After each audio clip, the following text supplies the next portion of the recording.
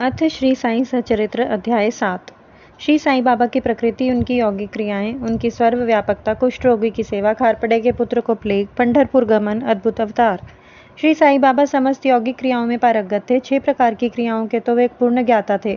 6 क्रियाएं, जिनमें धोती, जो कि 1 3 चौड़े व 22.5 लंबे कपड़े के भीगे हुए टुकड़े से पेट को स्वच्छ करना होता है। खंड योग अर्थात अपने शरीर के अवयवों को पृथक पृथक कर उन्हें पूर्ववत जोड़ देना, और समाधि आदि सम्मिलित हैं। यदि कहा जाए कि वे हिंदू थे तो आकृति से वे यवन प्रतीत होते थे। कोई भी यह निश्चय नहीं कह सकता था कि वे हिंदू हैं या यवन। वे हिंदुओं का रामनवमी उत्सव यथाविधि मनाते थे और साथ ही मुसलमानों का चंदनोत्सव भी। वे उत्सव में दंगलों का प्रोत्साहन करते तथा विजेताओं को पर्याप्त पुरस्कार देते थे। गोकुल अष्टमी को वे गोपाल काला उत्सव बड़ी धूमधाम से मनाते थे। ईद के दिन वे मुसलमानों को मस्जिद में नमाज पढ़ने के लिए आमंत्रित किया करते थे। एक समय मुहर्रम के अवसर पर मुसलमानों ने मस्जिद में ताजिए बनाने तथा कुछ दिन वहां रहकर फिर जुलूस बनाकर गांव से निकालने का कार्यक्रम रचा। श्री साईं बाबा ने केवल 4 दिन ताजियों को वहां रखने दिया और बिना किसी राग द्वेष के 5वें दिन वहां से हटवा दिया। यदि कहीं वे यवन थे तो उनके कान हिंदुओं रीति रिवाज अनुसार छिदे हुए थे, और यदि कहीं वे हिंदू थे तो वे सुनता कराने के पक्ष में थे। नाना साहेब चंदोरकर, जिन्होंने उनको बहुत समीप से देखा था, उन्होंने बतलाया कि उनकी सुन्नत नहीं हुई थी। साईं लीला पत्रिका, श्री बीवी देव द्वारा लिखित, शीर्षक बाबा यवन की हिंदू, पृष्ठ 562 देखो। यदि कोई उन्हें हिंदू घोषित करे तो वे सदा मस्जिद में निवास करते थे, और यदि यवन कहे तो वे सदा वहां धुनी प्रज्वलित रखते थे तथा अन्य कार्यक्रम जो कि इस्लाम धर्म के विरुद्ध हैं, जैसे चक्की पीसना, शंखनाद, घंटानाद, होम आदि कर्म करना, अन्नदान और अर्घ्य द्वारा पूजन आदि सदैव वहां चला करते थे। यदि कहें कि वे यवन थे तो कुलीन ब्राह्मण और अग्निहोत्री भी अपने नियमों का उल्लंघन कर सदा उनको साष्टांग नमस्कार किया करते थे। जो उनके स्वदेश का पता लगाने गए, उन्हें अपना प्रश्न ही विस्मृत हो गया और वे उनके दर्शन मात्र से ही मोहित हो गए। अस्तु, इसका निर्णय कोई ना कर सका कि यथार्थ में साईं बाबा हिंदू थे या यवन। इसमें आश्चर्य ही क्या है। जो अहम व इंद्रियजन्य सुखों को तिलांजलि देकर ईश्वर की चरण में आ जाता है तथा जब उसे ईश्वर के साथ अभिन्नता प्राप्त हो जाती है, तब उसकी कोई जाति पाति नहीं रहती। इसी कोटि में श्री साईं बाबा थे। वे जातियों और प्राणियों में किंचन मात्र भी भेदभाव नहीं करते थे। फकीरों के साथ वे आमिष और मछली का सेवन भी कर लेते थे। कुत्ते भी उनके भोजन पात्र में मुख डालकर स्वतंत्रता पूर्वक खाते थे, परंतु उनको भी कोई आपत्ति नहीं थी। ऐसा अपूर्व और अद्भुत श्री साईं बाबा जी का अवतार था। गत जन्मों के शुभ संस्कारों के परिणाम स्वरूप मुझे भी उनके श्री चरणों के समीप बैठने और उनका सत्संग लाभ उठाने का सौभाग्य प्राप्त हुआ। मुझे जिस आनंद व सुख का अनुभव हुआ, उसका वर्णन मैं किस प्रकार कर सकता हूँ। यथार्थ में बाबा अखंड सच्चिद आनंद थे। उनकी महानता और अद्वितीयता का बखान कौन कर सकता है। जिसने उनके श्री चरण कमलों की शरण ली, उसे साक्षात्कार की प्राप्ति हुई। अनेक सन्यासी, साधक और अन्य मुमुक्षु जन श्री साईं बाबा के पास आया करते थे। बाबा भी सदैव उनके साथ चलते फिरते, उठते बैठते, उनसे वार्तालाप कर उनका चित्तरंजन किया करते थे। अल्लाह मालिक सदैव उनके ओठों पर था। वे कभी भी विवाद और मतभेद में नहीं पड़ते थे और सदा शांत और स्थिर रहते थे, परंतु कभी कभी वे क्रोधित हो जाया करते थे। वे सदैव ही वेदांत की शिक्षा दिया करते थे। कोई भी अंत तक न जान सका कि श्री साईं बाबा वास्तव में कौन थे। अमीर और गरीब दोनों उनके लिए एक समान थे। वे लोगों के गुह्य व्यापार को पूर्णतः जानते थे। जब वे गहरे रहस्य स्पष्ट करते तो सब विस्मित हो जाते थे।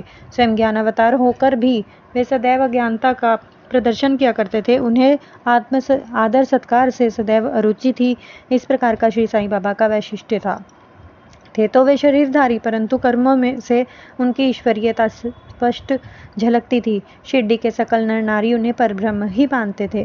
विशेष पहला, श्री साईं बाबा के एक अंतरंग भक्त महलसापति, जो कि बाबा के साथ मस्जिद तथा चावड़ी में शयन करते थे, उन्हें बाबा ने बतलाया कि मेरा जन्म पाथर्डी के एक ब्राह्मण परिवार में हुआ था। मेरे माता पिता ने मुझे बाल्यावस्था में ही एक फकीर को सौंप दिया था। जब यह चर्चा चल ही रही थी, तब पाथर्डी के से कुछ लोग वहां आए तथा बाबा ने उनसे कुछ लोगों के संबंध में पूछताछ भी की।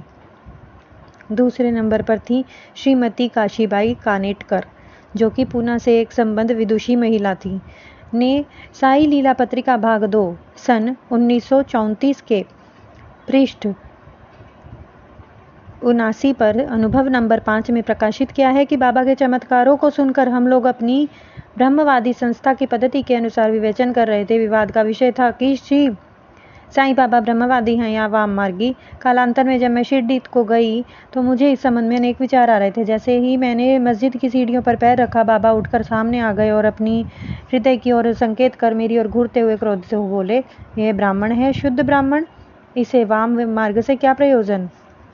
यहाँ कोई भी अवन प्रवेश करने का दुस्साहस नहीं कर सकता और ना ही वह करे। पुनः अपने हृदय को इंगित करके बोले, यह ब्राह्मण लोग लाखों मनुष्यों का पथ प्रदर्शन कर सकता है और उनको अप्राप्य वस्तु की प्राप्ति करा सकता है। ब्राह्मण की मस्जिद है, मैं यहाँ किसी वाम मार्गी की छाया भी न पड़ने दूंगा। बाबा की प्रकृति। मैं मूर्ख जो हूँ श्री साईं बाबा की अद्भुत लीलाओं का वर्णन नहीं कर सकता। शिरडी के प्राय समस्त मंदिरों का उन्होंने जीर्णोद्धार कराया। श्री तात्या पाटिल के द्वारा शनि, गणपति, शंकर, पार्वती, ग्राम्य देवता और हनुमान जी आदि के मंदिर ठीक करवाए। उनका दान भी विलक्षण था। दक्षिणा के रूप में जो धन एकत्रित होता था, उनसे वे किसी को 20 रुपये, किसी को 15 रुपये, किसी को 50, तो किसी को प्रतिदिन स्वच्छंदतापूर्वक वितरण कर देते थे। प्राप्तिकर्ता उसे शुद्ध दान समझता था। बाबा की भी सदैव यही इच्छा थी कि उसका उपयुक्त रीति से व्यय किया जाए। बाबा के दर्शन से भक्तों को अनेक प्रकार का लाभ पहुंचता था। अनेकों निष्कपट और स्वस्थ बन गए, दुष्ट आत्मा पुण्य आत्मा में परिणत हो गए, अनेकों कुष्ठ रोगों से मुक्त हो गए, अनेकों को मनवांछित फल की प्राप्ति हुई। बिना कोई रस या औषधि सेवन के बहुत से अंधों को उन्होंने पुनः दृष्टि प्राप्त कराई। पंगुओं की पंगुता नष्ट हो गई, कोई भी उनकी महानता का अंत ना पा सका। उनकी कीर्ति दूर दूर तक फैलती गई और भिन्न भिन्न स्थानों से यात्रियों के झुंड शिरडी आने लगे। बाबा सदा धुनी के पास ही आसन जमाए रहते और वहीं विश्राम किया करते थे। वे कभी स्नान करते और कभी स्नान किए बिना ही समाधि में लीन रहते थे। सिर पर एक छोटी सी साफी, कमर में एक धोती, तन ढकने के लिए एक अंगरखा धारण करते थे। प्रारंभ से उनकी वेशभूषा इसी प्रकार थी। अपने जीवन काल के पूर्वार्ध में से वे गांव में चिकित्सा कार्य भी किया करते थे। रोगियों का निदान कर उन्हें औषधि भी देते थे और उनके हाथ में अपरिमित यश था। इस कारण वे अल्प काल में ही योग चिकित्सक विख्यात हो गए। यहाँ केवल एक ही घटना उल्लेख किया जाता है जो बड़ी विचित्र सी है। विलक्षण नेत्र चिकित्सा। एक भक्त की आंखें बहुत लाल हो गई थी, उस पर सूजन आ गई थी।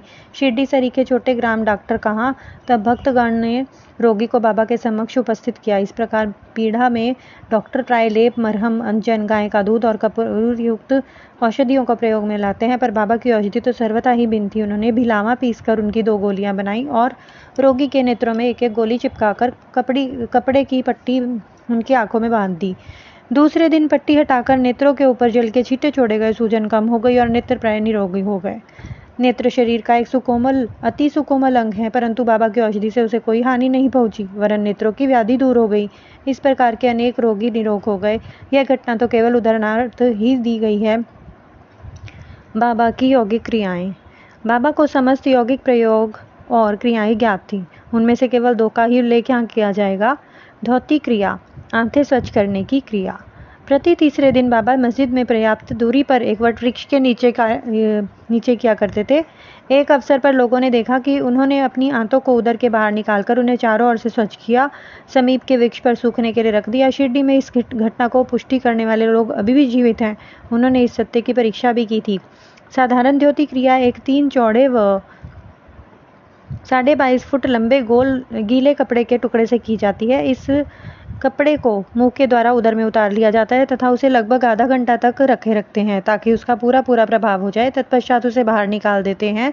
पर बाबा की तो यह धोती क्रिया सर्वथा विचित्र और असाधारण ही थी। खंड योग। एक समय बाबा ने अपने शरीर के अवयव पृथक पृथक कर मस्जिद के भिन्न भिन्न स्थानों पर बिखेर दिया। अकस्मात उसी दिन एक महाशय मस्जिद में पधारे और अंगों को इस प्रकार यहाँ वहाँ बिखरा देखकर बहुत भयभीत हो गए। पहले तो उनकी इच्छा हुई कि लौटकर ग्राम अधिकारी को यह सूचना भिजवा देनी चाहिए कि बाबा का खून कर किसी ने टुकड़े टुकड़े कर दिए हैं, परंतु सूचना देने वाला ही पहले पकड़ा जाता है, यह सोचकर वे मौन रहे। दूसरे दिन जब वे मस्जिद में गए तो बाबा को पूर्ववत हिष्ट पुष्ट देखकर उन्हें बहुत विस्मय हुआ। उन्हें ऐसा लगा कि पिछले दिन जो दृश्य देखा था वही कहीं स्वप्न तो नहीं था। बाबा बाल्यकाल से ही यौगिक क्रियाएं करते थे और उन्हें जो अवस्था प्राप्त हो चुकी थी उसका सत्य ज्ञान किसी को भी न था। चिकित्सा के नाम में से उन्होंने कभी किसी को एक पैसा स्वीकार नहीं किया। अपने उत्तम लोकप्रिय गुणों के कारण उनकी कीर्ति दूर दूर तक फैल गई। उन्होंने अनेक निर्धनों और रोगियों को स्वास्थ्य प्रदान किया। इस प्रकार इस प्रसिद्ध डॉक्टर मसीहों के मसीहा ने कभी अपने स्वार्थ की चिंता ना कर अनेक विघ्नों का सामना किया तथा स्वयं असहनीय वेदना और कष्ट सहन कर सदैव दूसरों की भलाई की और उन्हें विपत्तियां में सहायता पहुंचाई। वे सदा पर कल्याणार्थ चिंतित रहते थे। ऐसी ये घटना नीचे लिखी जाती है जो उनकी सर्वव्यापकता और महान दयालुता की द्योतक है। बाबा की सर्वव्यापकता और दयालुता। सन 1910 में बाबा दिवाली के शुभ अवसर पर धूनी के समीप बैठे हुए थे। अग्नि ताप रहे थे और साथ ही धूनी में लकड़ी भी डालते जा रहे थे। धूनी प्रचंडता से प्रज्वलित थी। कुछ समय पश्चात उन्होंने लकड़ियां डालने का बदले अपना हाथ धूनी में डाल दिया। हाथ बुरी तरह झुलस गया। नौकर माधव तथा माधवराव देशपांडे ने बाबा को धूनी में हाथ डालते देखकर तुरंत दौड़कर उन्हें बलपूर्वक पीछे खींच लिया। माधवराव ने बाबा से कहा, देवा, आपने ऐसा क्यों किया? बाबा सावधान होकर कहने लगे, यहाँ से कुछ दूरी पर एक लोहारिन जब भट्टी चौंक रही थी, उसी समय उसका पति ने उसे बुलाया। कमर से बंधे शिशु का ध्यान छोड़कर वह शीघ्रता से वहां दौड़ गई।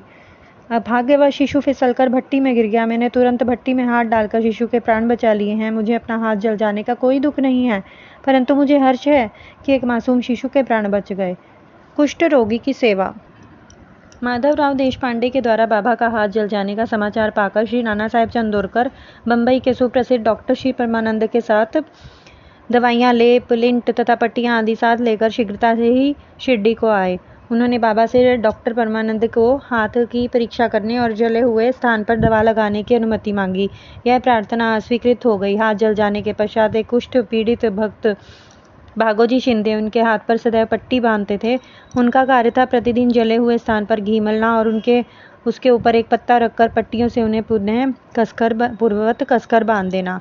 घाव शीघ्र भर जाए, इसके लिए नाना साहेब चंदोरकर ने पट्टी छोड़ने तथा डॉक्टर परमानंद से जांच व चिकित्सा कराने का बाबा से बारंबार अनुरोध किया। यहाँ तक कि डॉक्टर परमानंद ने भी अनेक प्रकार से प्रार्थना की, परंतु बाबा ने यह कहते हुए टाल दिया कि केवल अल्लाह ही मेरा डॉक्टर है। उन्होंने हाथ की परीक्षा कराना अस्वीकार कर दिया। डॉक्टर परमानंद की दवाइयाँ शिरडी के वायुमंडल में ना खुल सकी, ना ही उनका उपयोग हो सका। फिर भी डॉक्टर साहब का परम भाग्य था जो उन्हें बाबा के देशीरी दर्शन का लाभ हुआ। भागोजी को दवाई लगाने की अनुमति मिल गई। कुछ दिनों के उपरांत जब घाव भर गया तब सब भक्त सुखी हो गए, परंतु यह किसी को ज्ञात ना हो सका कि कुछ पीड़ा अवशेष रही थी या नहीं। प्रतिदिन प्रातःकाल वहीं क्रीम घृत से हाथ की मालिश और पुनः कसकर पट्टी बांधना श्री साईं बाबा की समाधि पर्यंत यह कार्य इसी प्रकार चलता रहा। श्री साईं बाबा सदृश पूर्ण सिद्ध को यथार्थ में इस चिकित्सा की कोई आवश्यकता नहीं थी, परंतु भक्तों के प्रेमवश उन्होंने भागोजी को यह सेवा दे दी, निर्विघ्न स्वीकार कर ली। जब बाबा लेंडी को जाते तो भागोजी छाता लेकर उनके साथ ही जाते थे। प्रतिदिन प्रातःकाल जब बाबा धूनी के पास आसन पर विराजते तब भागोजी वहां पहले से ही उपस्थित रहकर अपना कार्य प्रारंभ कर देते थे। भागोजी ने पिछले जन्म में अनेक पाप कर्म किए थे, इस कारण वे कुष्ठ रोग से पीड़ित थे। उनकी उंगलियां गल चुकी थीं और शरीर पीप से भरा हुआ था, जिससे दुर्गंध भी आती थी। यद्यपि बाहरी दृष्टि से वे दुर्भाग्य प्रतीत होते थे, परंतु बाबा का प्रधान सेवक होने के नाते यथार्थ में वे ही अधिक भाग्यशाली और सुखी थे। उन्हें बाबा का सानिध्य का पूर्ण लाभ प्राप्त हुआ। बालक खारपड़े को प्लेग। अब मैं बाबा की एक दूसरी अद्भुत लीला का वर्णन करूंगा। श्रीमती खारपड़े, जो कि अमरावती के श्री दादा साहेब खारपड़े की धर्मपत्नी थी, अपने छोटे पुत्र के साथ कई दिन से शिरडी में थी। पुत्र तीव्र ज्वर से पीड़ित था। पश्चात उसे प्लेग की गिल्टी गांठ भी निकल आई। श्रीमती खारपड़े भयभीत हो बहुत घबराने लगी और अमरावती लौट जाने का विचार करने लगी। संध्या समय जब बाबा वायु सेवन के लिए वाड़े, जो कि अब समाधि मंदिर कहा जाता है, के पास से जा रहे थे, तब उन्होंने उनसे लौटने की अनुमति मांगी तथा कंपित स्वर में कहने लगी, मेरा प्रिय पुत्र प्लेग से ग्रस्त हो गया, अतः मैं घर लौटना चाहती हूँ। प्रेम पूर्वक उन्होंने समाधान करते हुए बाबा से कहा, आकाश में बहुत बादल छाए हैं, उनके हटते ही आकाश पूर्ववत स्वच्छ हो जाएगा। ऐसा कहते हुए उन्होंने कमर पर तक अपनी कफनी उठाई और वहां उपस्थित सभी लोगों को 4 अंडों के बराबर गिल्टियां दिखाकर कहा, देखो मुझे अपने भक्तों के लिए कितना कष्ट उठाना पड़ता है, उनके कष्ट मेरे हैं। यह विचित्र और असाधारण लीला देखकर लोगों को विश्वास हो गया कि संतों को अपने भक्तों के लिए किस प्रकार कष्ट सहन करने पड़ते हैं। संतों का हृदय मोम से भी नर्म तथा अंतर बाह्य मक्खन जैसा कोमल होता है। वे अकारण ही भक्तों से प्रेम करते हैं और उन्हें अपनी निजी संबंधी समझते हैं। पंढरपुर गमन और निवास। बाबा अपने भक्तों से कितना प्रेम करते और किस प्रकार उनकी समस्त इच्छाओं तथा समाचारों को पहले से ही जान लेते थे, इसका वर्णन मैं यह अध्याय समाप्त करूंगा। नाना साहेब चांदोरकर बाबा के परम भक्त थे। वे खानदेश में नंदूरबार के मामलतदार थे। उनका पंढरपुर को स्थानांतरण हो गया और श्री साईं बाबा की भक्ति उन्हें सफल हो गई, क्योंकि उन्हें पंढरपुर, जो कि भूवैकुंठ, पृथ्वी का स्वर्ग सदृश समझा जाता है, उसमें रहने का अवसर प्राप्त हो गया। नाना साहेब को शीघ्र ही कार्यभार संभालना था, इसलिए वे किसी को पूर्व पत्र या सूचना दिए बिना ही शीघ्रता से शिरडी को रवाना हो गए। वे अपने पंढरपुर शिरडी में अचानक ही पहुंचकर अपने विठोबा बाबा को नमस्कार कर फिर आगे प्रस्थान करना चाहते थे। नाना साहेब के आगमन की किसी को भी सूचना न थी, परंतु बाबा से क्या छिपा था, वे तो सर्वज्ञ थे। जैसे ही नाना साहेब नीम गांव पहुंचे, जो शिरडी से कुछ ही दूरी पर है, बाबा पास बैठे हुए महलसापति अप्पा शिंदे और काशीराम से वार्तालाप कर रहे थे। उसी समय मस्जिद में स्तब्धता छा गई और बाबा ने अचानक ही कहा, चलो चारों मिलकर भोजन करें। पंढरपुर के द्वार खुले हुए हैं, यह भजन प्रेम पूर्वक गाएं। पंढरपूरला जायचे तिथेच मंजला रायाचे, तिथेच मंजला रायाचे, घर में मंज्या रायाचे। सब मिलकर गाने लगे। भावार्थ, मुझे पंढरपुर जाकर वहीं रहना है, क्योंकि वह मेरे स्वामी ईश्वर का घर है। बाबा गाते जाते, भक्तगण उसे दोहराते जाते। कुछ समय में नाना साहिब ने वहां से कुटुंब पहुंचकर बाबा को प्रणाम किया। उन्होंने बाबा से पंढरपुर के साथ पधारने और वहां निवास करने की प्रार्थना की। पाठकों, अब इस प्रार्थना की आवश्यकता ही कहाँ थी। भक्तगण ने नाना साहिब को बतलाया कि बाबा पंढरपुर निवास के भाव में पहले से ही हैं। यह सुनकर नाना साहिब द्रवित हो श्री चरणों में गिर पड़े और बाबा की आज्ञा, उदी और आशीर्वाद प्राप्त कर वे पंढरपुर को रवाना हो गए। बाबा की कथाएं अनंत हैं। अन्य विषय जैसे मानव का जन्म का महत्व, बाबा का भिक्षावृत्ति पर निर्वाह, बाईजाबाई की सेवा तथा अन्य कथाओं को अगले अध्याय के लिए शेष रखकर अब मुझे यहाँ विश्राम करना चाहिए। श्री सद्गुरु साईनाथ अर्पणामस्तु। शुभम भवतु। ओम साई राम।